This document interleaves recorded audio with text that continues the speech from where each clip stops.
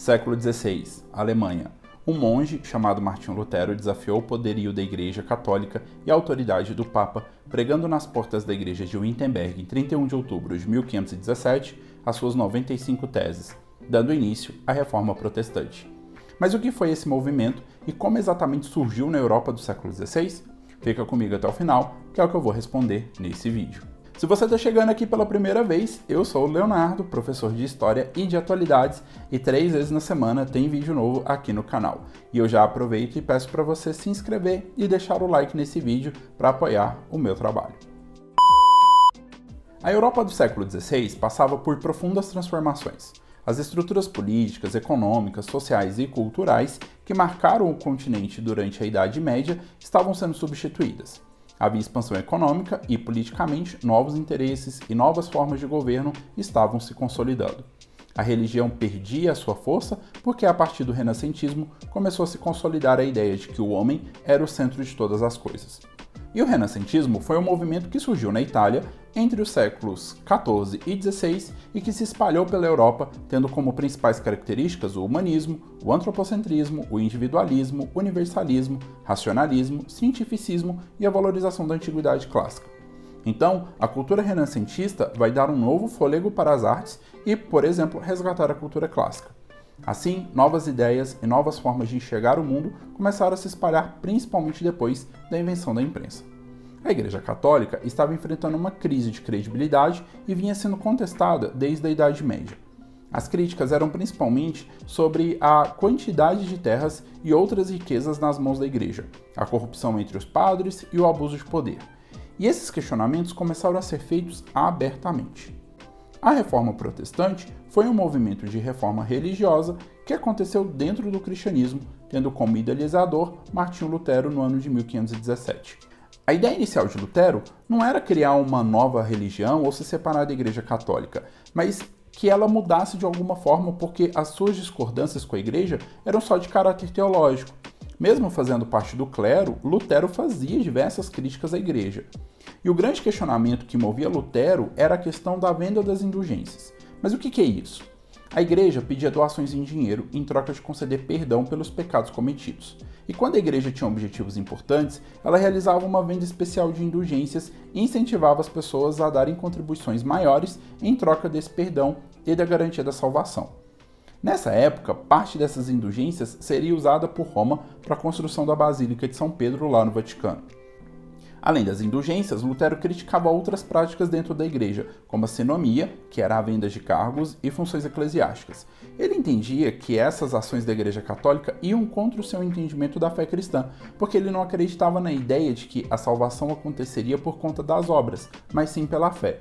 A insatisfação de Lutero com a Igreja era no sentido de combater essas práticas que ele considerava inadequadas para a fé católica e por isso que ele sugeriu que a Igreja fosse reformada.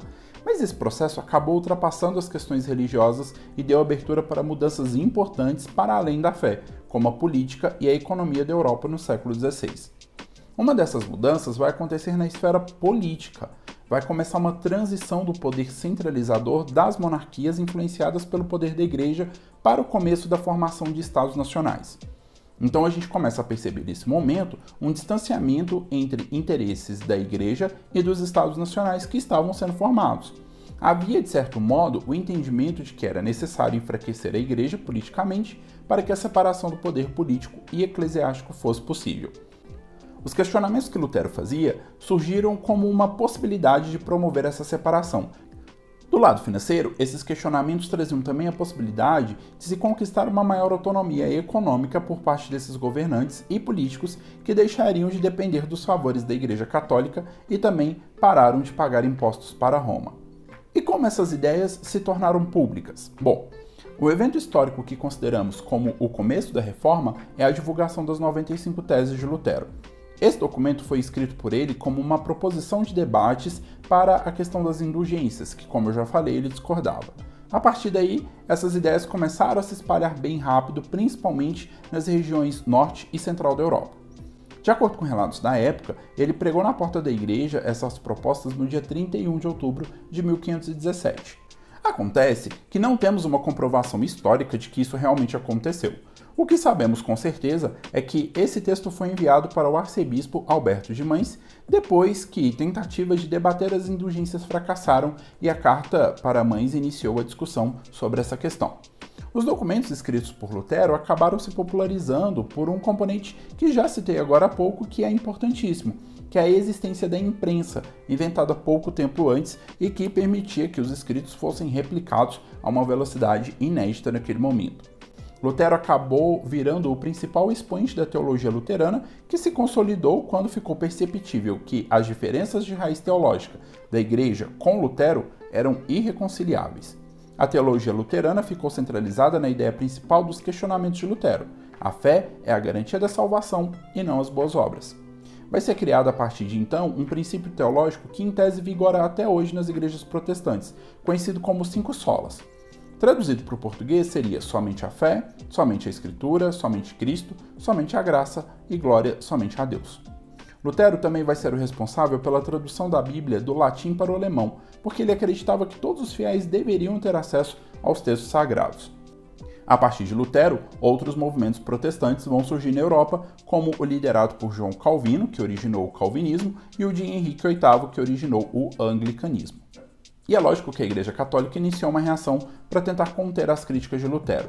E essa reação veio por meio de punições, tanto para o arcebispo de Mães, que enviou as teses de Lutero para o Papa Leão X conhecê-las, como para o próprio Lutero, exigindo dele uma retratação pública. Como isso não aconteceu, em 1521 ele acabou sendo excomungado da Igreja. No mesmo ano, ele foi considerado herege pelo imperador Carlos V depois dele ter sido convocado para apresentar suas ideias em uma assembleia. Depois disso, ele teve que ficar um ano escondido em um castelo, de onde ele realizou a tradução da Bíblia para o alemão.